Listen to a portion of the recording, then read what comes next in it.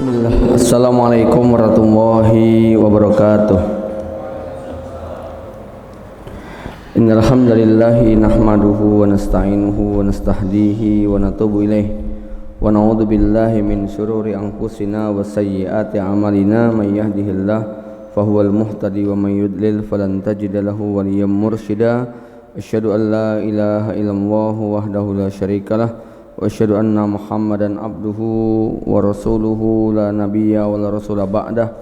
Allahumma salli ala Muhammadin wa ala Muhammad kama sallaita ala Ibrahim wa ala ali Ibrahim innaka Hamidum Majid. Usikum wa iyaya nafsi bitaqwallah faqad fazal mu'minunal muttaqun. Para jamaah yang dirahmati Allah Subhanahu wa taala, alhamdulillah kita bersyukur pada Allah yang telah memberikan banyak sekali limpahan nikmat dan karunia-Nya kepada kita, nikmat iman Islam, nikmat sehat dan sempat, sehingga malam ini kita bisa melanjutkan kembali majelis tadabbur Quran surah Yusuf. Jamaah sekalian, pembahasan terakhir masih di ayat 50 sampai 54, ayat 45 sampai ayat 50, cerita tentang Nabi Yusuf yang akhirnya mampu mentakwilkan mimpi raja. Nah, ini ada tulisan baru yang sebenarnya sudah cukup lama ditulis oleh Ustadz Ibnu Abdul Bar yang mengisi di Kamis pertama ya. Jadi pembahasan pada surah Yusuf, saya melihat ada poin-poin yang penting untuk diperdalam kaitannya dengan membangun masa depan, merancang strategi agar kehidupan kita di kemudian hari menjadi lebih baik, bisa kita ukur. Jadi begini ya, dalam teori medis, dalam teori kesehatan itu kaedahnya hanya sesuatu yang bisa diukur ya, yang dapat diperbaiki. Kalau tidak ada ukurannya, kita nggak ngerti cara memperbaikinya. Ya, kita nggak bisa sudah dengan kalimat udahlah tawakal, nanti terserah bagaimana. Ini nggak ada ukurannya. Tapi kalau ada ukurannya, kita bisa melakukan evaluasi. Makanya walaupun dokter ini sudah praktek puluhan tahun, sekolah juga puluhan tahun, tapi pasien datang pertama kali mesti ditanya, ditimbang berat badannya, gitu, usianya berapa, berat badannya berapa, tinggi badannya, kalau perlu tensinya, sampai nanti sejumlah anatomi fisiknya perlu didetailkan. Oh, ternyata kadar gulanya tinggi, berarti harus diturunkan. Oh, berat badannya terlalu ringan, berarti kudu ditambah. Oh, suhu tubuhnya terlalu tinggi, berarti kudu diturunkan. Ini kan kita bisa menstabilkan kalau ada ukurannya. Tapi kalau tidak ada ukurannya, pasien datang pusing, kasih obat gitu ya. Nggak diukur, nggak ditakar ya, nggak tanya usianya berapa. Yang sakit umur 3 tahun kasih dosis umur 35 tahun ya, nggak sembuh atau malah jadi masalah. Kira-kira seperti itu jamaah sekalian. Jadi betapa pentingnya membuat ukuran-ukuran, wa kulla syai'in khalaqnahu biqadar. Ya, bahwa Allah Subhanahu wa taala membuat segala hal itu sesuai dengan takaran dan ukurannya. Ini menjadi penting buat kita karena tadi hanya sesuatu yang bisa diukur, yang bisa diperbaiki. Kalau nggak ada ukurannya, serba abstrak begitu kan ya. Bagus nggak nih? Bagus. Cara memperbaikinya gimana? Ini cuman bagus toh ya. Oh, ini begini, nilai suaranya sekian, mahrotnya sekian. Nah, itu nanti bisa diperbaiki. Tapi kalau tidak ada ukuran dan takarannya, kita sulit untuk memberikan evaluasi. Nah, pada konteks ini Nabi Yusuf alaihissalam digambarkan dalam Al-Quran punya kemampuan untuk memperbaiki masa depan dengan ukuran-ukuran yang jelas.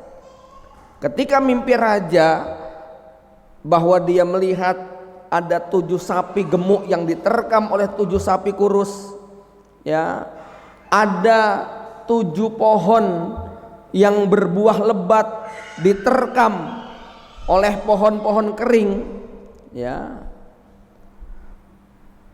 Maka Nabi Yusuf kemudian memberikan takwilnya, ya, bahwa akan datang hari di mana seseorang harus menahan, mengencangkan ikat pinggangnya, tidak boleh berbuat dalam kondisi yang seakan-akan normal, ya. Sebab apa? Nanti situasinya akan berubah. Buat yang tidak punya persiapan pasti akan sangat panik menghadapi kenyataan. Buat yang sudah persiapan, dia akan tenang. Jadi jamaah rahimakumullah, ya. Mohon maaf ibu putrinya, ya.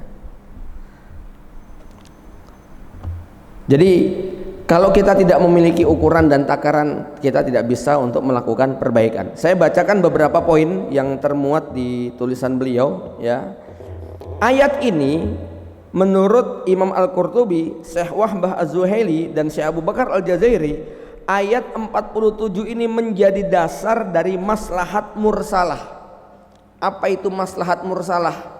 Maslahat mursalah adalah upaya, langkah penjagaan terhadap agama, jiwa, akal, nasab, dan harta.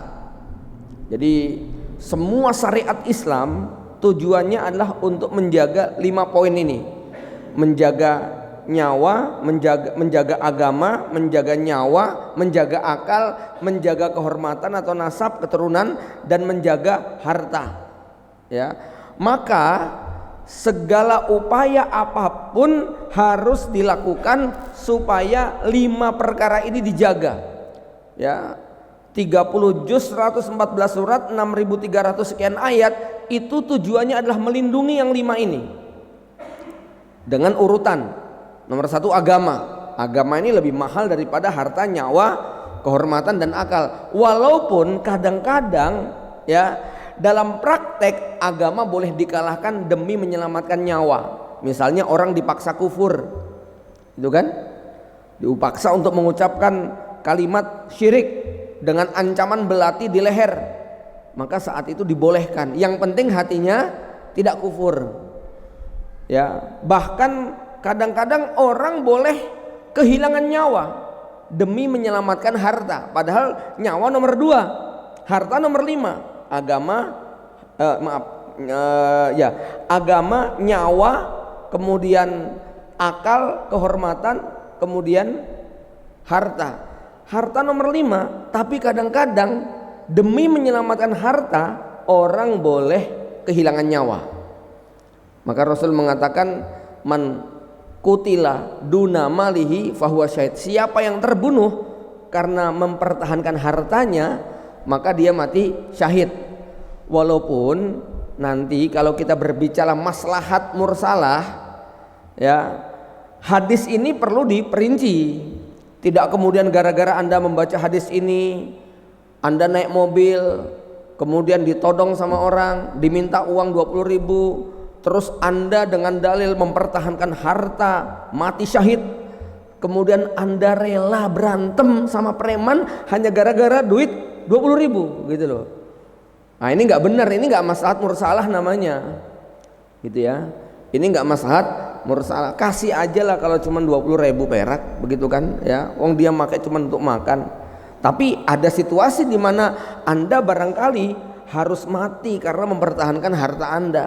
Perampok datang, masuk, menyerang, mengambil harta kita, padahal ini harta yang paling berharga sekali, ya. Dan dia bukan hanya pengen merampas harta kita, tapi juga melakukan kerusakan yang lain. Saat itu kita barangkali sudah bukan kondisi kita bukan orang-orang yang amat sangat penting amat, yang seandainya kita nggak ada kemudian terjadi perubahan besar.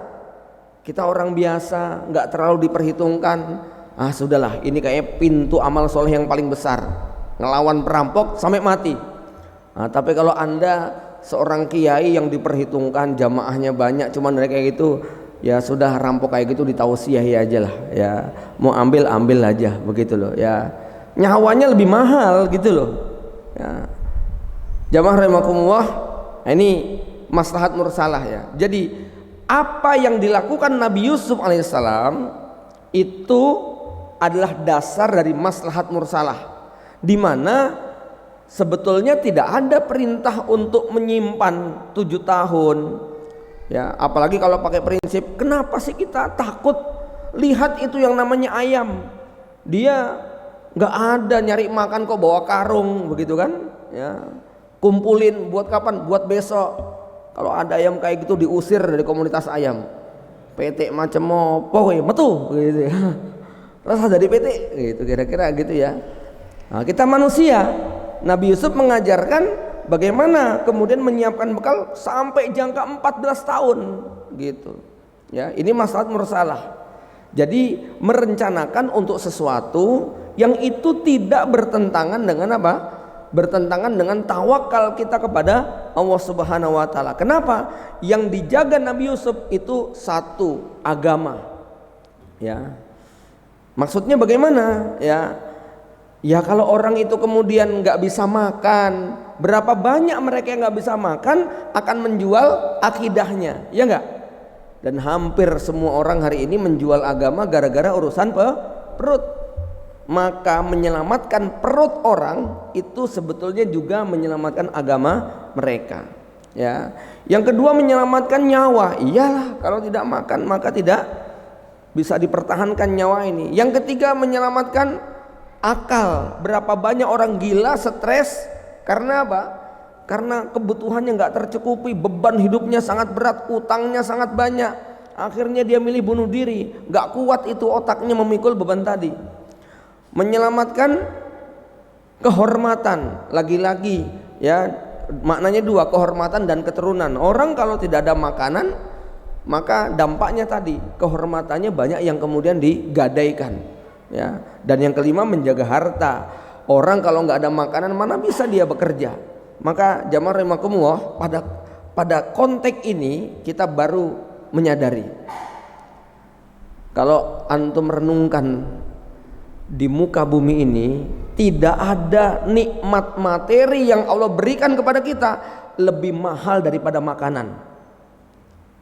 Tidak ada nikmat berupa materi yang lebih patut disyukuri melebihi makanan dan minuman.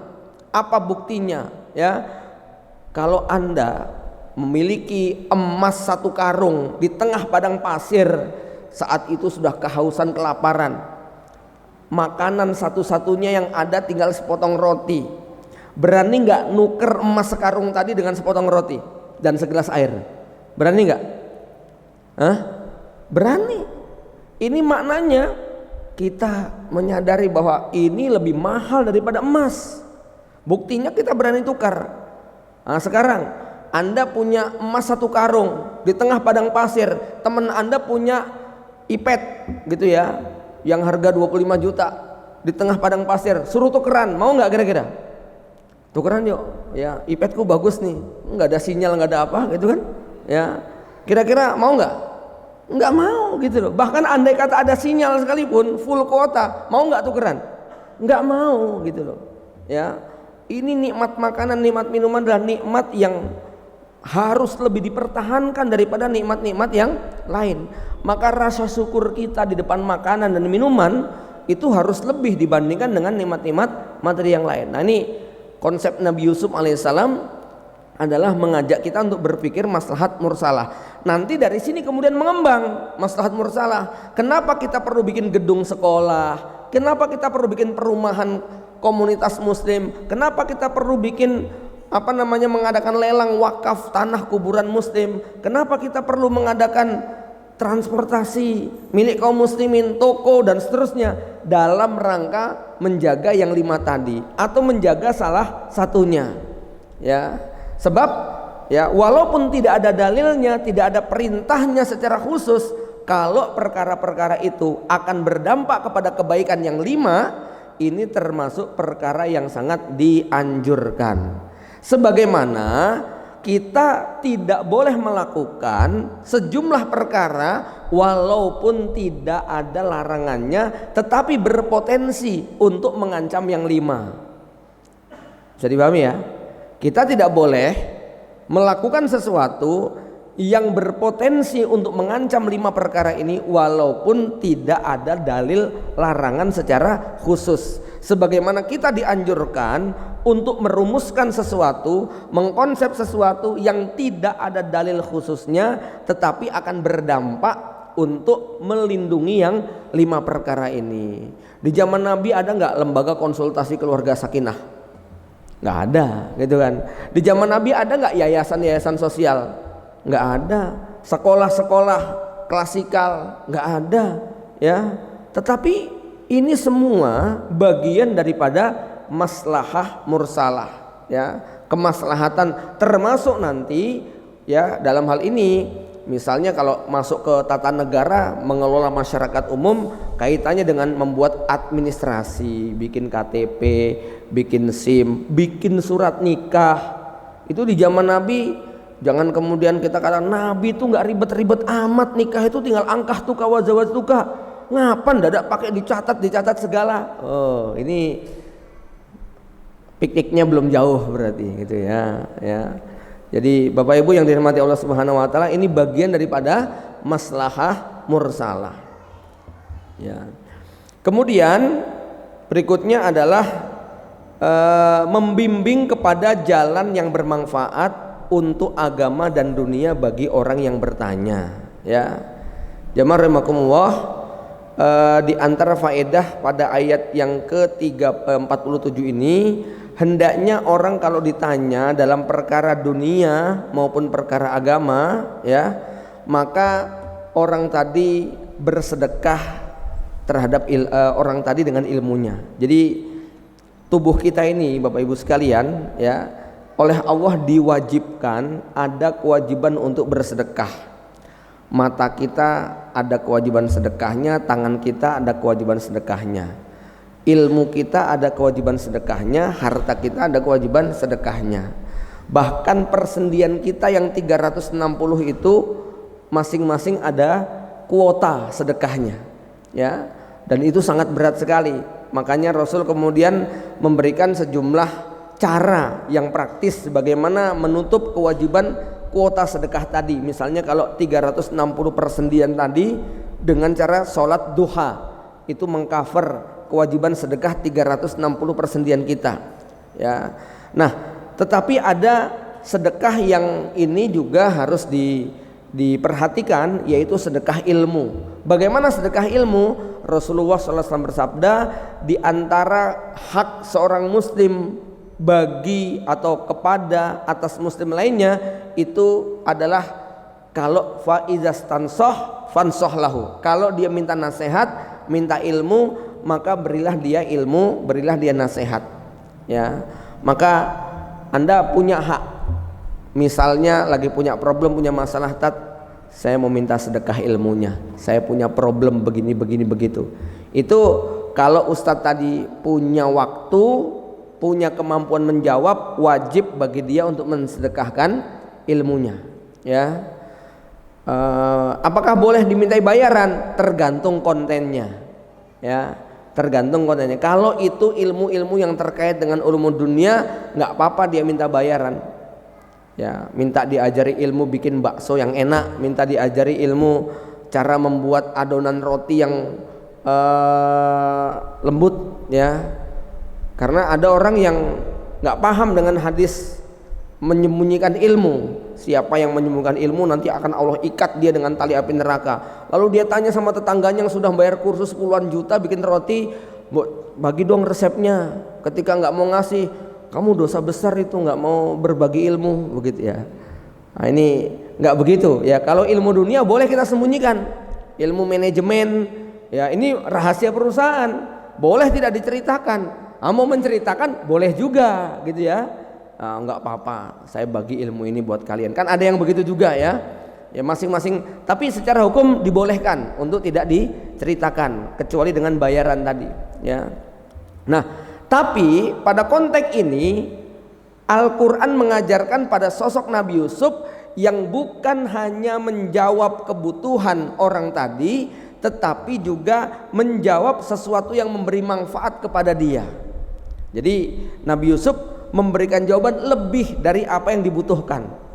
Jadi ketika raja itu datang bertanya tentang 7 sapi kurus yang menerkam 7 sapi gemuk, sebetulnya jawabannya cukup sampai di angka kamu akan panen pada 7 tahun pertama. Setelah itu simpanlah sebagian besar dari hasil panen ini untuk menghadapi 7 tahun kedua. Sebetulnya penjelasan Nabi Yusuf cukup sampai di sini. Tapi ternyata Nabi Yusuf tidak berhenti sampai di situ. Nabi Yusuf melanjutkan kembali. Nanti pada tahun ke-15 kalian akan kembali hidup normal. Ya, kalian kan 7 tahun pertama plus 7 tahun kedua 14 tahun. Nah, sebetulnya cukup sampai di sini. Tapi Nabi Yusuf kemudian memberikan tambahan. Apa? Nanti pada tahun ke-15 kalian akan kembali memerah anggur, kalian akan kembali memanen hasil tanaman kalian sebagaimana ya tahun-tahun yang biasa. Nah, ini tambahan Nabi Yusuf sekaligus tambahan ini memberikan semangat optimisme bahwa apa? Masalah badai pasti akan berlalu. Ya. Dan ini menjadi penting jamaah rahimakumullah ya. Baik dia ini seorang konsultan, seorang dokter, kalau ditanya tentang problem yang dihadapi umat, bukan hanya memberikan arahan-arahan yang sifatnya teknis, tapi juga menghibur dan memberi kabar gembira. Ya. Bahkan kadang-kadang kabar gembira itu bisa mengobati separuh penyakitnya. Ya. Antum kalau datang ke dokter lebih seneng mana? Dokter yang wah ini bahaya banget ini kayaknya maksimal 3 bulan ini jatah hidupnya, sama dokter yang bilang oh baru aja 2 hari yang lalu Pak ada yang datang lebih parah 2 kali lipat dari Bapak. Alhamdulillah ya sudah sampai sekarang ya, jadi diceritakan ada yang lebih parah dari Bapak sekian waktu yang lalu datang ke sini dan sekarang alhamdulillah badannya sehat. Itu Masya Allah ya, kita pasti lebih suka datang sama dokter yang ya memberikan hiburan. Ya, maka dulu di zaman keemasan Islam itu ada yang menarik. Ada kan konsep rumah sakit Islam namanya Bimaristan ya. Nah, mereka bukan hanya punya para dokter, tetapi rumah sakit ini mempekerjakan tukang gosip. Tukang gosip apa? Tukang gosip yang kerjaannya bisik-bisik, buzzer lah, tapi buzzer positif. Ya, apa pekerjaan para buzzer ini? Membisikkan isu-isu positif kepada pasien supaya moralitas dan mentalitasnya tumbuh. Ya, misalnya jenengan lagi sakit, ya, kalau cuman dihibur sama dokter, oh nggak apa-apa, itu tetap ada perasaan ini, ya, belum marem begitu loh. Tapi ketika Anda sedang terbaring lemah, tiba-tiba jarak 5 meter 6 meter ada 2 orang bisik-bisik. Bisik-bisiknya kedengaran sama si pasien ini. Alhamdulillah, saya lihat wajahnya sudah lebih bercahaya. Saya lihat itu sudah mulai keluar keringet. Insya Allah nggak lama lagi dia akan sembuh. Anda jadi pasien itu perasaannya gimana? Itu secara otomatis akan membuat rasa emosi dan pikiran kita jauh lebih fresh mendengarkan yang semacam itu. Kenapa? Ini bikin penasaran omongan dia. Ya, maka orang kayak gini tugasnya memang ya ngompori yang positif-positif, maka si pasien ini mentalitasnya, moralitasnya akan lebih baik, gitu ya. Antum kalau ngelihat ada orang ribut di depan mata itu nggak penasaran, tapi dia ribut di balik tembok, teriak-teriak, gitu kan ya. Kira-kira pengen tahu nggak? Pengen tahu siapa sih nih, begitu ya. Nah itu makanya orang kalau lagi sakit kemudian ada yang bisik-bisik, ya, yang bisik-bisiknya itu kedengaran atau dia intinya menceritakan yang negatif pada dia, itu sakitnya dia tuh tambah, begitu loh. Ya, ini keutamaan memberikan kabar gembira kepada orang, ya, bukan hanya yang dia butuhkan, tetapi juga menceritakan tentang keadaan masa depan yang lebih baik, ya. Nah,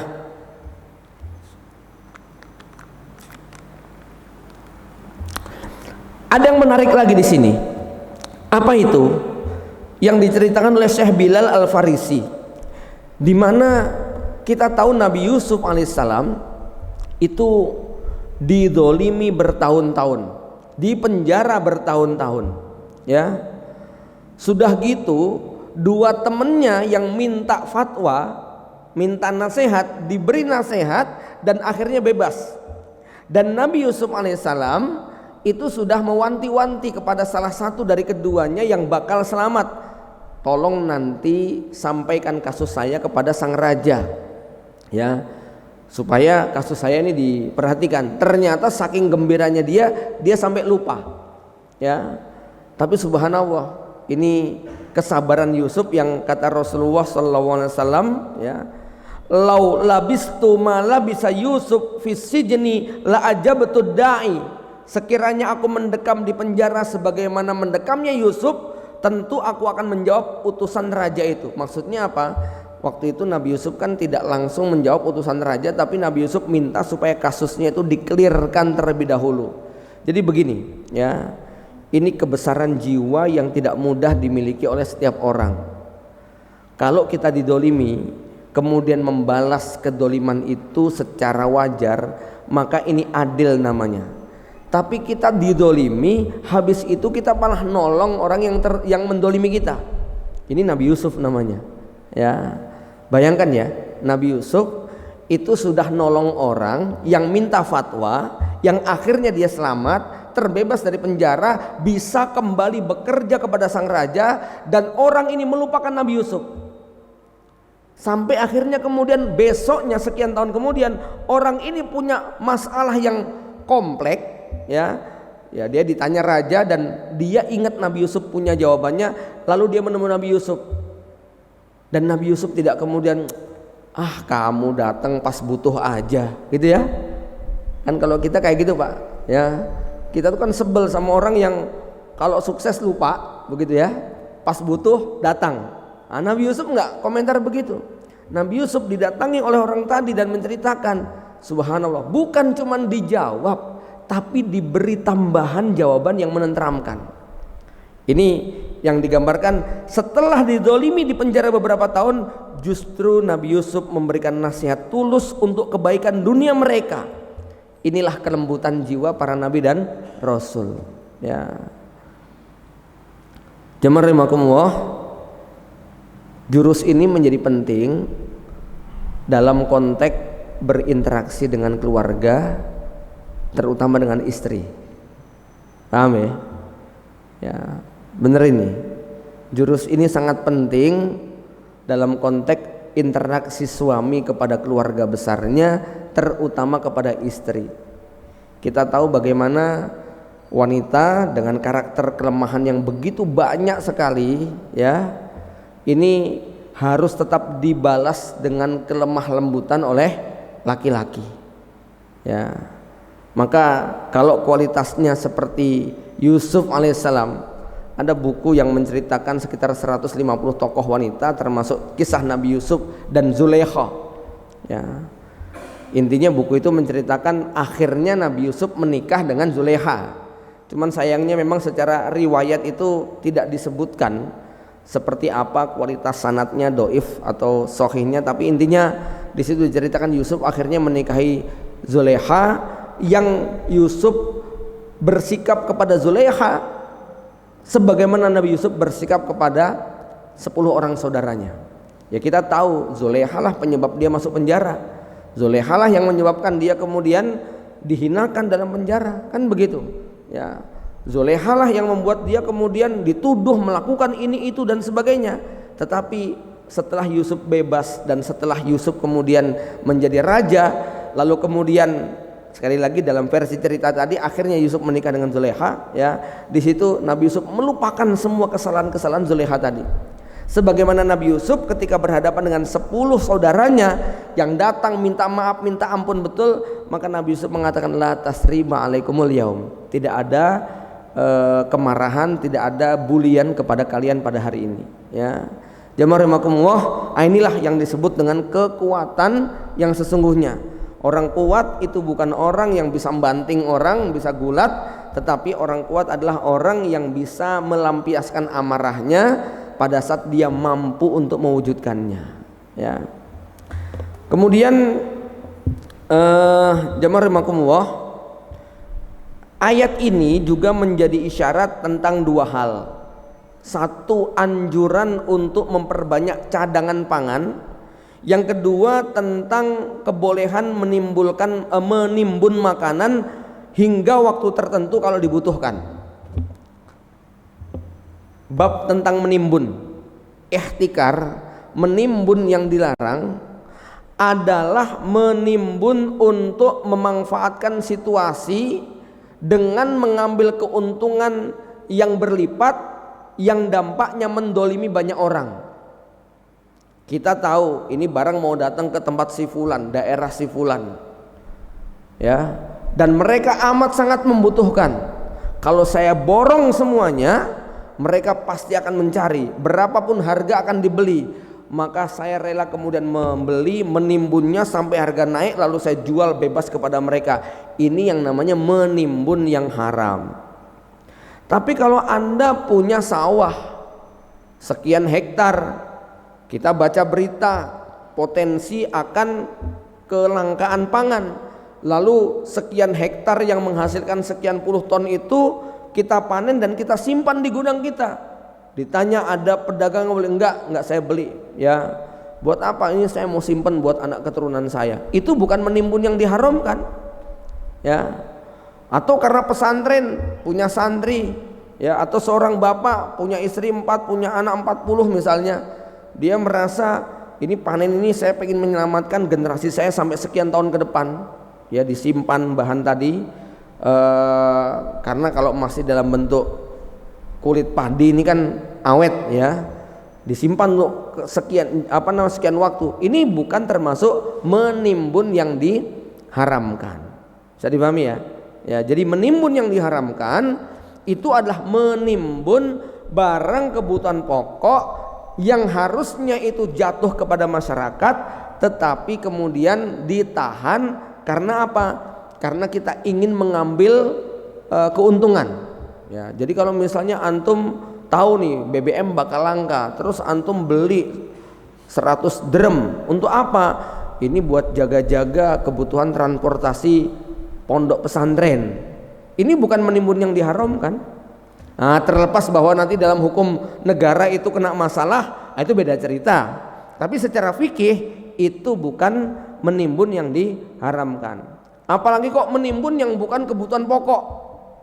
Ya, wah ini harga lagi nggak stabil, buku nggak saya jual dulu, harga kertas ini, ya. Terus Anda menimbun buku nggak dijual dulu. Ya terserah, nggak jualan buku juga nggak apa-apa kok, begitu loh, ya. Karena dulu ada kawan yang ketika masa krisis, ya, ini bukunya nggak dijual dulu, kenapa? Harga nggak stabil. Wah itu haram, itu menimbun namanya, ya. Buku itu nggak kita jual, kita simpen di gudang berapa puluh tahun, nggak ada yang larang, gitu ya. Orang nggak bakal mati gara-gara nggak beli buku, gitu ya. Jadi ini ya yang dimaksud dengan larangan untuk menimbun. Yang kedua adalah anjuran untuk memperbanyak cadangan pangan. Jamaah rahimakumullah, antum, saya, semuanya pasti belum ada yang melaksanakan sunnah Rasul yang satu ini, yaitu menyimpan cadangan makanan.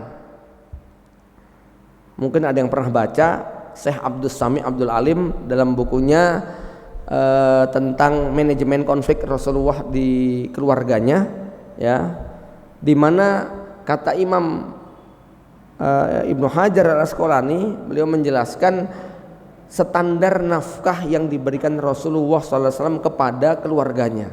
Berapa standarnya? Standarnya adalah per orang atau per istri per tahun itu dijatah 20 wasak gandum dan 60 wasak kurma. Itu standar nafkah semua istri Nabi. 20 wasak gandum, 60 wasak kurma. Satu wasak itu berapa? Satu wasak itu 60 sok. Satu sok 4 mud. Satu sok itu kewajiban zakat. Berapa kewajiban zakat? 2,5 kilo atau 3 kilo digenepin. Kalau 60 berarti berapa? Kurang lebih minimal 150 kilo. Itu satu wasak. Kalau 20 wasak 3 ton atau 3,5 ton. Berarti Rasulullah itu ngasih jatah buat istrinya per orang 3 ton gandum dan 9 ton kurma. Dengan kata lain per bulan 1 ton. Itu jatah berasnya, Pak. Ya, ada yang pernah melakukan? Saya yakin sak sugih-sugihnya kalian paling banter 2 karung gitu kan ya. Nggak ada di rumah kok stok makanan gandum 1 ton, beras 1 ton gitu ya, kurma, apalagi kurma ya. Itu standar yang diberikan Nabi kepada istrinya. Saya agak mikir, gudangnya Ibunda Aisyah seberapa itu berarti? Gudangnya 9 istri Rasul yang lainnya berapa? Ya, belum lagi nanti kalau kita mau coba kurskan dalam rupiah. Gandum paling murah 7.000 kali 3 ton berarti 21 juta. Kurma 9 ton kali yang paling murah 15.000 berarti ketemu 135 juta gitu ya. Jadi standar nafkah istri Nabi per orang itu kurang lebih 160 juta per tahun begitu loh. Rasa dipikir nggak bakal sanggup gitu kan. Enggak, saya cuma pengen mengingatkan bahwa para suami jangan merasa belagu sudah ngasih nafkah istri kalau dibandingkan Nabi itu nggak ada apa-apanya gitu loh ya. Betapa lomannya Rasulullah SAW dalam memberikan jatah kepada istri-istrinya ketika kondisi ekonominya sudah mapan. Tapi ketika belum mapan, awal datang ke kota Madinah, kata Ibunda Aisyah 3 bulan purnama tidak ada api yang menyala. Makanan kami hanya aswadain, kurma dan air putih saja ya. Tapi tadi ya keadaannya artinya begini, dibolehkan bagi kita menyimpan makanan untuk kebutuhan 1 tahun. Kalau misalnya ada di antara ikhwan yang karena ngerti sebentar lagi akan krisis nih, pembacaan saya terhadap berita-berita yang ada bakal terjadi krisis, terus ada suami yang nyimpen supermi 50 dus, nyimpen minyak goreng 5 lusin ya, nyimpen, nggak dosa Pak kayak gitu Pak. Kamu nggak tawakal amat. Oh bukan ya, dibolehkan ya kalau dia menghendaki seperti itu, nggak apa-apa macam itu ya. Nah inilah yang dilakukan oleh Nabi Yusuf alaihissalam berbicara tentang ketahanan pangan. Maka masya Allah, berbicara tentang ketahanan pangan, inilah yang sebenarnya menjadi salah satu di antara problem ekonomi bangsa Indonesia. Ya, kenapa kita secara pangan sudah betul-betul dijajah? Saya lupa angka pastinya, tapi untuk kota Solo aja penguasa beras itu cuma berapa orang gitu Pak. Artinya kalau mau kita telusuri, big bossnya beras itu ya cuman itu sama itu gitu loh Pak. Ya, dengan kata lain semua tertuju kepada mereka, dan dugaan saya ya mereka bukan orang yang punya kepedulian terhadap pikiran kaum muslimin. Semuanya kapitalis yang pengen menguasai ya ekonomi negeri kita. Ya, berbicara pangan, maka kita tahu yang namanya gandum itu bukan makanan pokok orang Indonesia. Kenapa? Karena di negeri kita tidak ada gandum. Ngacung di sini yang pernah lihat pohon gandum, bukan di YouTube loh ya, lihat langsung dipegang gitu loh. Ngacung Pak, umur saya 46 tahun saya belum pernah lihat pohon gandum megang. 1 orang nih di antara sekian puluh orang ini cuma 1 yang pernah lihat pohon gandum. Di mana Pak ngelihatnya Pak? Oh penelitian gandum. Di mana? Oh di Kuningan ya. Antum bisa bayangkan ya, bentangan luas negeri Indonesia itu 2 juta kilometer panjangnya. Di mana perkebunan gandum gitu loh. Tapi bisa nggak kita hidup tanpa gandum? Hah? Makan tempe pakai gandum, makan bakwan pakai gandum, makan tahu berontak pakai gandum, roti gandum, kue gandum, apa saja ya, ayam goreng pakai gandum, semuanya berbasis gandum. Sementara itu tidak ada di negeri kita atau sangat langka. Ya, dengan kata lain, ya saya lupa, tapi lebih dari 95% gandum itu impor, betul Pak ya? Ya, lebih dari 95% gandum itu impor. Per tahun 2019 itu impornya sekitar 11,85 juta ton gandum. Itu kira-kira kalau keran impor gandum di stop dari negara-negara pengekspor, apa yang terjadi di negeri ini, Pak? Ngamuk nggak karu-karuan itu, ya toh? Semua produksi akan berhenti. Ini berbicara baru satu, gandum. Betapa lemahnya kita dalam masalah strategi ketahanan pangan, ya. Belum yang lain-lain. Makanya ya salah satu di antara konsep bertahan hidup di akhir zaman ini yang dibahas dalam beberapa hadis adalah berbicara tentang ketahanan pangan. Dan kita tahu strategi perang dunia global, ketika yang satu ini nggak mampu diselesaikan oleh pemerintah, maka bagi negara yang akan menghancurkan negeri itu begitu amat sangat mudah. Kita baca dari cerita perang di zaman kemerdekaan, bab yang satu ini adalah menjadi senjata. Ketika rakyatnya sudah nggak punya makanan, ya, ataupun sumber pangannya itu dihancurkan, maka ya sudah, ya, rampung negeri tersebut, ya. Jamaah rahimakumullah, maka ayat ini memberi isyarat penting kepada kita. Karena apa? Kita ini anak kita saja, saya kok khawatir ya, anak kita itu jangan-jangan ada yang nggak ngerti nasi yang dimakan itu pohonnya apa, itu jangan-jangan ada yang nggak ngerti gitu loh, ya. Melebar ke yang lain-lain, bawang merah, bawang putih, tumbar, merica, jahe, kencur, kunyit, apalagi itu bisa nggak ngerti loh pohonnya kayak apa. Taunya Royco sama Halawa, begitu kan? Ya, ini dari sisi strategi jangka panjang itu mengkhawatirkan banget loh. Kenapa? Saat yang sama semua benda-benda tadi dikuasai oleh musuh. Nah, ini bagian daripada maslahat mursalat yang tidak diperhatikan oleh kaum muslimin. Kita menjadi end user semuanya, ya. Kita belum tertarik untuk kemudian merintis dari A sampai Z. Nabi Yusuf A sampai Z dipegang semuanya, gitu kan? Dari mulai produksi sampai distribusi, kira-kira begitu. Ini kan pekerjaannya Nabi Yusuf, ya.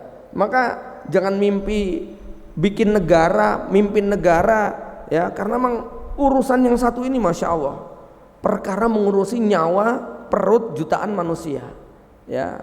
Dan ini memang ilmunya para nabi dan rasul, ya. Jamaah rahimakumullah, maka ini poin yang kalimatnya terdapat pada kata-kata mimma tuhsinun, ya.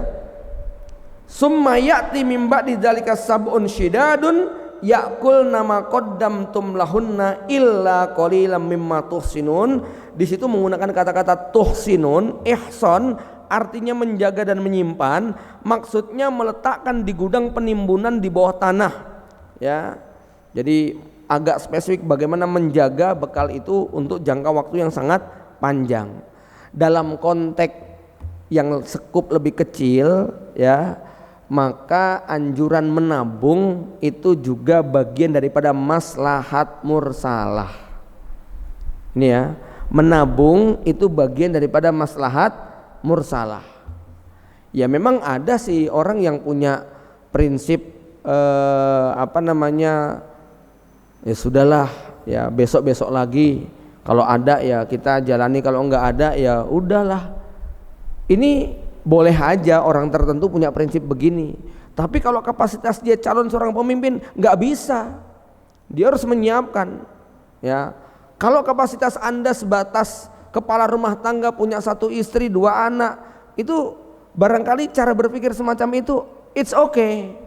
Tapi kalau kapasitasnya kita pemimpin, sebutlah ini pesantren yang menangani ratusan atau ribuan anak yatim, panti asuhan, ya nggak bisa kemudian kok rapat pembahasannya besok gimana? Sudahlah besok pikirin besok lagi, yang penting malam ini anak-anak sudah makan, gitu ya. Ya nggak boleh mikir kayak begini. Ini kalau tadi ngurusi perut sendiri boleh kayak begitu, ya. Nah, artinya dalam konteks keluarga kita juga diizinkan berpikir sebagaimana strateginya Nabi Yusuf, ya. Anda jadi suami berhitung beli tanah dari sekarang karena kita tahu bakal naik terus tanah ini, gitu kan. Anda menyimpan apa investasi yang paling aman. entah dalam bentuk emas misalnya, kalau pada zaman dulu ya zaman sekarang masih juga, cuman saya melihat kan istilahnya orang kalau berbicara tentang kebutuhan jangka panjang ini, bagaimanapun kalau dia sudah punya simpanan berupa tanah ya, ini relatif lebih tenang ketimbang yang sudah sampai 45 tahun, 50 tahun hidup masih berpindah-pindah ya. Tidak mengapa orang itu melakukan perencanaan-perencanaan, termasuk dalam konteks ini ya, saya juga tidak bisa menyalahkan mereka yang menempuh jalur asuransi ya, walaupun saya nggak akan menempuhnya ya. Artinya begini ya, asuransi nanti kan ada dua, ada yang haram, ada yang halal. Kalau asuransi yang halal it's okay, bagus aja ya. Seperti apa sih asuransi yang halal? Yang paling sederhana asuransi yang halal itu seperti di pondok pesantren gitu ya. Para santri semuanya bayar uang kesehatan 200.000. Sakit nggak sakit, duitnya hilang nggak? Hilang nggak? Hilang gitu kan. Anda sehat, Anda memang mengeluarkan ya. Dan memang lembaga pondok pesantren yang punya asuransi tadi nggak bermaksud untuk menumpuk kekayaan dari uang 200.000 per tahun yang dibayarkan santri, karena tujuannya untuk dikembalikan semuanya kepada santri tadi. Nah, berbeda dengan asuransi tijari yang tujuannya bisnis, ada untung ada rugi, ada yang nyesel ada yang merasa sukses kan begitu. Nah, ini asuransi tijari semacam ini yang banyak diharamkan oleh para ulama ya. Tapi kalau misalnya ini adalah asuransi ta'awuni dalam rangka mengcover, menolong orang lain, membuat perencanaan ya, supaya ketika ada emergensi semacam itu ada dana yang bisa digunakan, ini termasuk bagian daripada maslahat mursalah yang diizinkan di dalam Islam ya. Kemudian poin berikutnya, ini seperti yang termuat dalam surat Alam Nasrah Laka Sodrak, yaitu apa? Bahwa kesulitan akan membukakan simpanan kebaikan. Subhanallah, Bapak Ibu sekalian, di sini disebutkan ketika mengomentari ayat 48 ya, ayat yang ke-48 yang diceritakan summa ya'ti mim ba'di dzalika sab'un syidadun, akan datang tahun-tahun kesulitan. Maka Syekh Abdullah Balqasim berkata, janganlah tahun-tahun sulit paceklik membuatmu takut, karena musim paceklik itulah yang mengantarkan Yusuf menjadi bendaharawan negara dan menarik saudara-saudaranya untuk mendatangi Yusuf dengan izin Allah Subhanahu wa taala. Ini cara pandang yang benar seorang muslim pada saat menghadapi kesulitan ekonomi ya. Karena kaedahnya begini,